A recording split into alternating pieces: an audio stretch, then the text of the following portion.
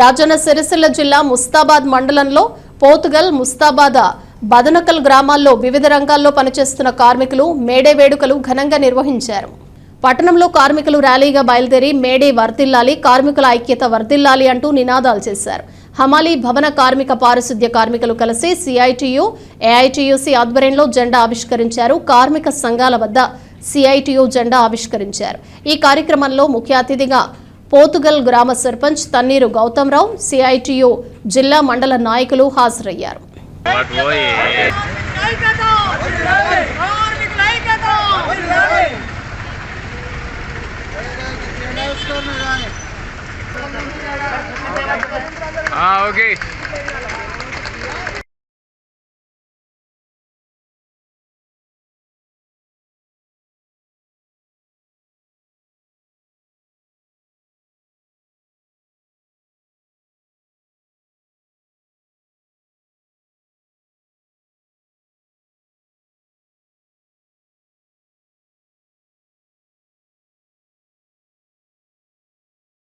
ముస్తాబాద్ పట్టణంలో మరి గ్రామ పంచాయతీ హమాలీ బిల్డింగ్ వర్కర్స్ జెండాలు ఆవిష్కరణ చేసుకోవడం జరిగింది.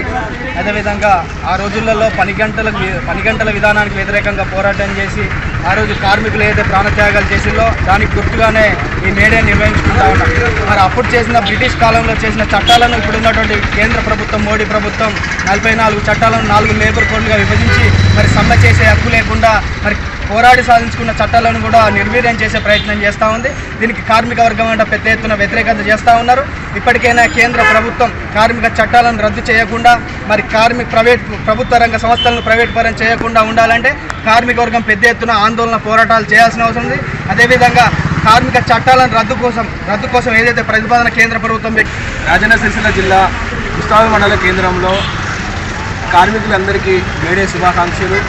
అదేవిధంగా ఈరోజు ముస్తాబాద్లో ఘనంగా మేడే కార్యక్రమం నిర్వహించడం జరిగింది.